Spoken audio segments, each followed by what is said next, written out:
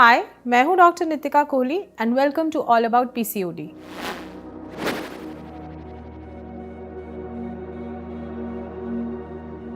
PCOD जो कि एक मेजर रीज़न है बड़ी से बड़ी और छोटी से छोटी प्रॉब्लम्स जैसे कि इनफर्टिलिटी, डिप्रेशन या सिंपल मूड स्विंग्स या वेट गेन।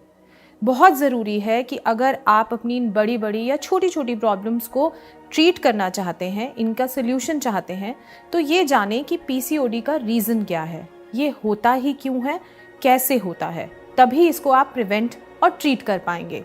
तो चलिए आज जानेंगे हम क्या कॉजेज़ या क्या रीज़न्स हैं पीसीओडी होने के।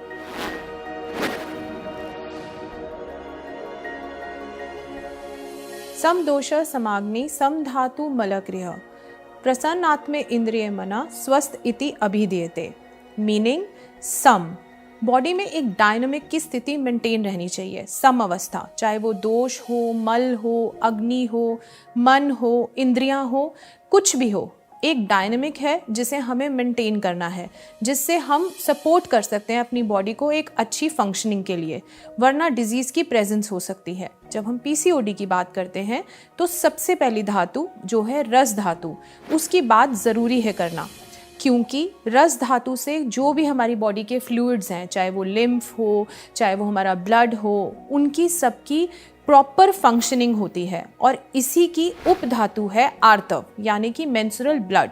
तो अगर धातु में कुछ भी डिस्टर्बेंस होगी, उसकी फंक्शनिंग किसी भी तरह से डिस्टर्ब होगी, तो उपधातु जो उससे बननी है वो भी डिस्टर्ब्ड ही होगी, उसका वो प्रोडक्ट है और वो डिस्टर्ब्ड ही होगा।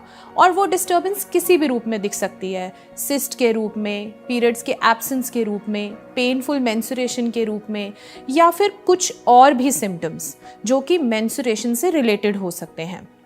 इस उपधातु को मेंटेन करने के लिए आपको थोड़ा रिवर्स में जाना पड़ेगा, अपनी धातु का ख्याल रखना पड़ेगा, जो कि आज अगर हम मॉडर्न साइंस से रिलेट करें तो सिर्फ लाइफस्टाइल से करते हैं, बट रस धातु की डिस्टर्बेंस सिर्फ लाइफस्टाइल की डिस्टर्बेंस से नहीं होती है, बहुत से और भी रीजंस हो सकते हैं।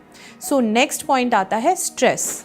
स्ट्रेस आयुर्वेद में बहुत इंपॉर्टेंट तो माना ही गया है, और मॉडर्न साइंस भी आज बहुत सी और सभी मोस्टली बीमारियों में स्ट्रेस के ऊपर बहुत जोर दे रहे हैं।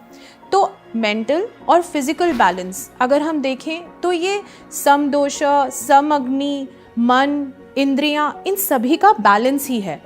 और ये बैलेंस जो है ये बिगड़ सकता है आपकी थिंकिंग से, ओवर थिंकिंग से, रातों को जागने से, या हो सकता है जिस जनरल एंजाइटी या स्ट्रेसफुल थॉट्स से। तो ये स्ट्रेस जो है ये भी आपकी रस धातु को इफ़ेक्ट करता है, और इन शॉर्ट आपकी उपधातु यानी कि आपकी मेंस्ट्रुएशन को इफ़ेक्ट करेगा। और तीसरा बहुत इम्पॉर्टेंट और ऐसा रीज़न जिसके बारे में ज़्यादा बात नहीं की जाती है, वो है टॉक्सिन्स। हमारी बॉडी में हर सेल में, हर टिश्यू में ट्रांसफॉर्मेशन का काम हो रहा है 24/7, इवन जब आप सो रहे हैं। और उस ट्रांसफॉर्मेशन के प्रोसेस में एक बाय प्रोडक्ट भी बनता है हर सेल में, जिसको आप टॉक्सिन समझ सकते हैं। अब इन टॉक्सिन्स का बॉडी से निकलना बहुत ज़रूरी है, वरना बॉडी में इनकी वजह से भी बहुत से डिसऑर्डर्स, डिजीजेस हो सकती हैं। क्या ये टॉक्सिन्स आपकी बॉडी से रिलीज़ हो रहे हैं? नहीं, तभी आपको पीसीओडी की जैसे प्रॉब्लम फेस करनी पड़ रही है। ये टॉक्सिन्स क्यों नहीं रिलीज़ हो रहे? क्योंकि हमारी बॉडी में 3 तरह से टॉक्सिन्स रिलीज़ होने का एक प्रोसेस है, जो कि है एक्सक्रीशन, यूरिनेशन और स्वेटिंग। यूरिनेशन में मोस्टली लोगों को कोई प्रॉब्लम नहीं होती है। एक्सक्रीशन में आजकल ऐसा देखने को मिलता है कि कॉन्स्टिपेशन भी बहुत ही कॉमन है, और इसीलिए ये बहुत कॉमन रीज़न भी बन सकता है पीसीओडी के लिए। साथ ही स्वेटिंग जो है वो आजकल बहुत कम लोगों को होती है।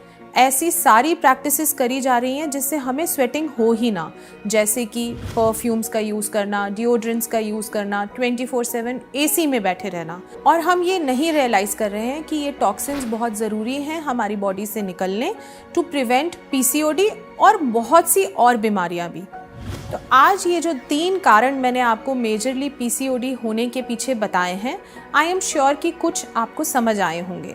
अगर आप इसके बारे में और जानना चाहते हैं, समझना चाहते हैं, या पीसीओडी को ठीक से मैनेज करना चाहते हैं, तो नीचे दिए गए लिंक पे क्लिक कर सकते हैं या हमें कांटेक्ट कर सकते हैं।